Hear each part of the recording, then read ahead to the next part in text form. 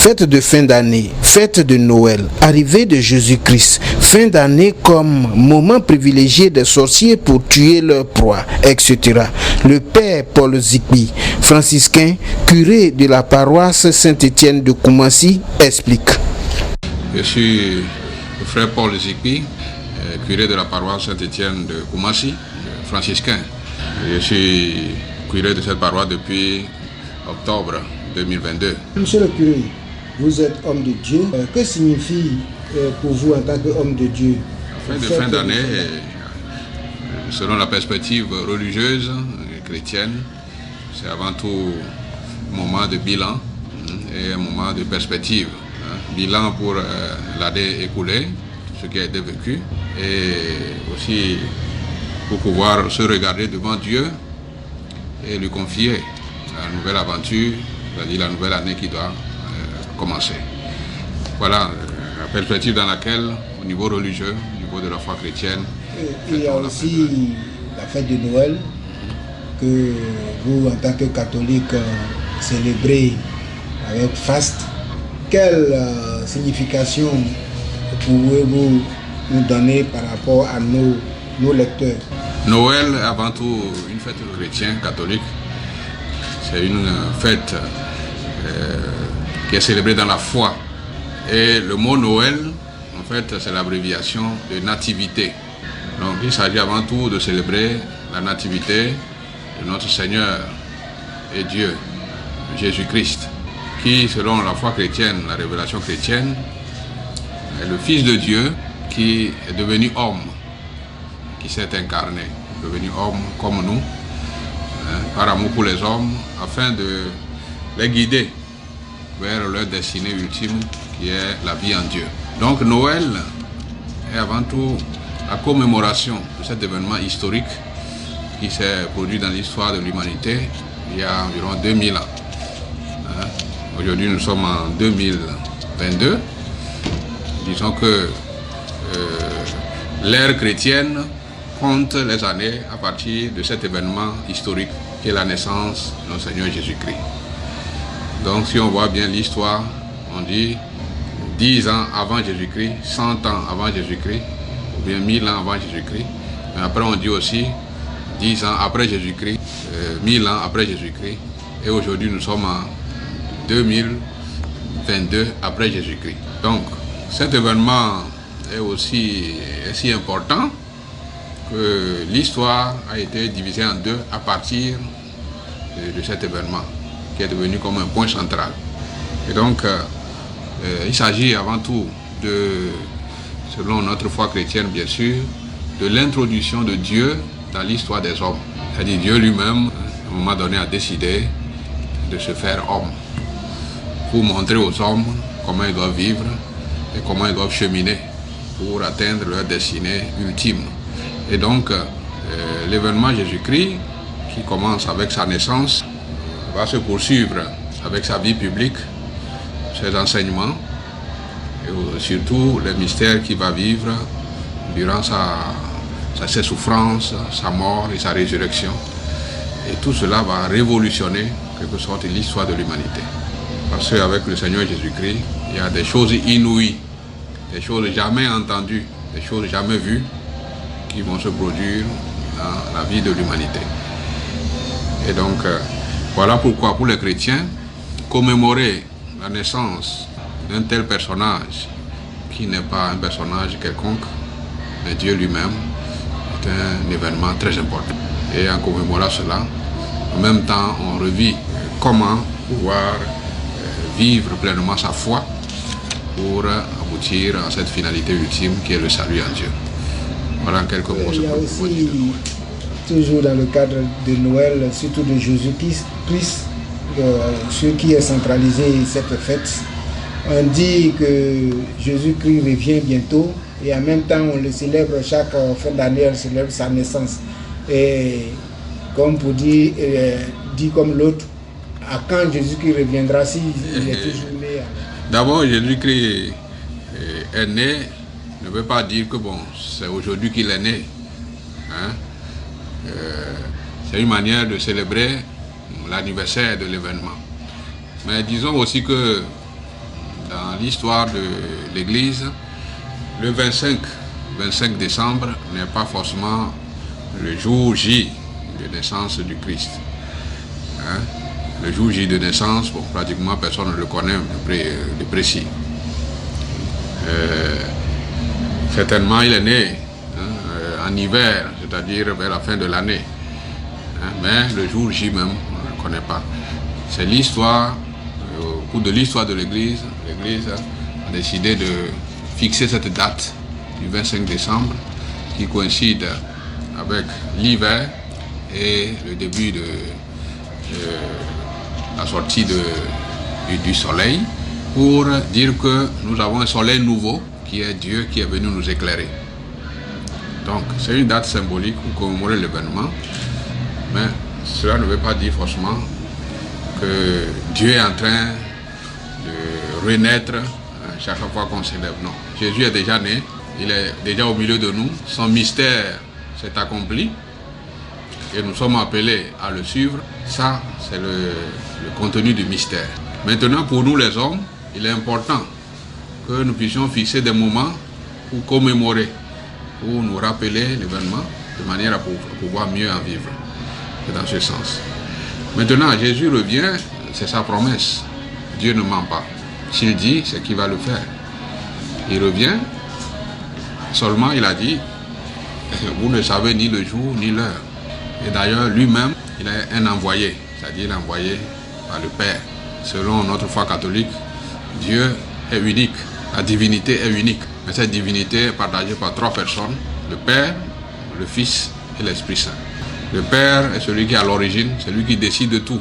Les temps, les moments, les événements, c'est lui qui prend les décisions. Le Fils, c'est celui qui accomplit. Et l'Esprit Saint, c'est la puissance d'action de Dieu. Donc, Jésus revient, il a dit, il a annoncé, mais il dit, le jour de son arrivée, cela relève de la souveraineté de Dieu. C'est le Père qui décidera aujourd'hui, voilà, je vais mettre fin pour de tel événement et je recommence tel autre événement. Donc Jésus n'a pas donné d'année, de jour et d'heure, il revient, mais il dit, attendez, j'arrive. Donc, au niveau de notre foi, nous sommes appelés à poursuivre ce qu'il a demandé et à l'attendre en accomplissant l'œuvre qu'il nous a confiée. Voilà. On a tendance à dire que chaque fin d'année, c'est un moment choisi par les sorciers pour agir. Il y a le monde de Dieu et puis il y a aussi le monde des ténèbres. Le monde des ténèbres, ce sont les forces qui veulent agir contre le plan bienveillant de Dieu. Bien sûr, tout est créé par Dieu, comme nous tous les hommes, nous sommes créés par Dieu. Mais quelqu'un peut choisir de faire le mal, parce qu'il est libre de vouloir faire ce qu'il veut. Mais cela ne veut pas dire que c'est Dieu qui a mis dans son cœur de vouloir le mal. Dans le monde des ténèbres, disons que ce sont tous des forces créées par Dieu, mais qui dans leur liberté choisissent le contraire de ce qui est bon, ce qui est juste. Donc, le monde des ténèbres, je dis, ont aussi leur rituel et leur culte. Et habituellement, dans le monde des ténèbres, ils ont leur force, leur énergie en répandant du sang, c'est-à-dire de la vie humaine ou la vie des animaux. C'est quand ils répandent du sang, ils sacrifient, qu'ils trouvent leur énergie ou leur force. Alors, à la fin d'année, bien sûr, toutes les forces veulent renouveler leur énergie, leur force, leur puissance, pour ceci ou pour cela. Et c'est dans cette perspective qu'ils cherchent des fois à prendre des victimes, un sacrifice pour leur rituel et pour répondre à leur finalité. Mais tout cela arrive comme des avertissements pour que nous nous mettions sous la protection de Dieu, parce que celui qui n'est pas sous la protection de Dieu peut tomber dans les pièges, c'est malveillant. Ils ont leur force donnée par Dieu, mais qu'ils utilisent de manière malveillante pour faire du mal. Mais quand quelqu'un est sous la protection de Dieu, tous ceux-là n'ont pas de prise sur eux. Donc, que ce soit des sorciers, des charlatans, des féticheurs, des magiciens, tout cela ils agissent aussi dans l'ombre. Les membres des sectes sataniques, ils agissent Mais quand tu es sous la protection de Dieu, il y a une force qui t'entoure, qui te garde et qui te protège. Mais quand tu n'es pas sous la protection de Dieu, tu peux tomber sous leur emprise et devenir leur victime. Okay. Alors voilà. Que fait donc particulièrement l'homme de Dieu pour que ces brebis soient ne soient pas sous l'emprise de ces malveillants? Qu'est-ce que nous, en tant que pasteurs, hommes de Dieu, prêtres, nous sommes appelés à prier pour tous les hommes, que ce soit des croyants ou non-croyants. Nous sommes appelés à prier pour toute l'humanité. Et dans les canons de nos prières s'adressent à toute l'humanité, ou bien nos prières ont pour objectif de demander le bien pour tout homme, pour toute l'humanité. Donc, durant nos sacrifices eucharistiques, durant nos prières, nous intercédons pour que Dieu éloigne de l'humanité, de la vie de tout homme, le malheur, les accidents, les maladies, tout ce qui peut amener la mort. Mais en même temps, chaque personne a aussi la responsabilité de prier. Les prêtres peuvent faire leur prière, mais si chacun, à son niveau, ne prend pas un engagement de se mettre à l'abri, il va à la rencontre des voleurs, il va à la rencontre des brigands, il sort la nuit, il met sa vie à merci des dangers. Bon, le prêtre prie, mais cette prière ne sera pas vraiment efficace pour le protéger. Donc voilà pourquoi nous disons aux uns aux autres, surtout en cette fin d'année, de faire attention. D'abord, en sortant, il faut faire attention. Il faut que, en sortant durant ces moments de fête, ça soit vraiment pour une nécessité importante. Sinon, dehors, durant ces fins d'année, il y a beaucoup d'anarchie, beaucoup de désordre. Et donc, si on ne sait pas sortir, si on ne sait pas se mettre dans la rue à des heures impossibles, le malheur peut nous arriver. Nous donnons beaucoup de conseils au niveau des précautions à prendre, du soin à donner à sa vie et aussi la prière à faire pour mettre sa vie hors d'état de nuire, sa propre vie, la vie de sa famille. Un message particulier à lancer pour ces fêtes de fin d'année, la Noël et puis la nouvelle année. Oui, le message particulier, d'abord une invitation à considérer la dimension religieuse de ces fêtes, la dimension spirituelle. Parce qu'il y a beaucoup qui célèbrent ces fêtes seulement comme réjouissantes populaires et folkloriques, tout en oubliant tout l'événement qui est caché derrière. J'ai dit que c'est un événement très important dans l'histoire de l'humanité, à tel point de devenir comme l'épicentre de l'histoire humaine. Donc, il faut considérer la valeur spirituelle que Dieu a voulu donner à ce moment et chercher à suivre la parole de Dieu, la foi. Et deuxième message, c'est un message pour inviter les uns les autres à prendre soin de leur vie. D'abord au niveau humain, il faut prendre soin de sa vie. Il ne faut pas vivre n'importe comment, il ne faut pas sortir n'importe comment, il ne faut pas aller manger n'importe comment, chez n'importe qui. Parce que ceux qui nous veulent du mal, c'est à travers nos divertissements, nos moments de non-veille qui peuvent nous atteindre. Donc au niveau humain déjà, il y a ce côté à prendre en considération. Et au niveau spirituel, il faut prier. Il faut activer sa foi. Il faut se confier à Dieu.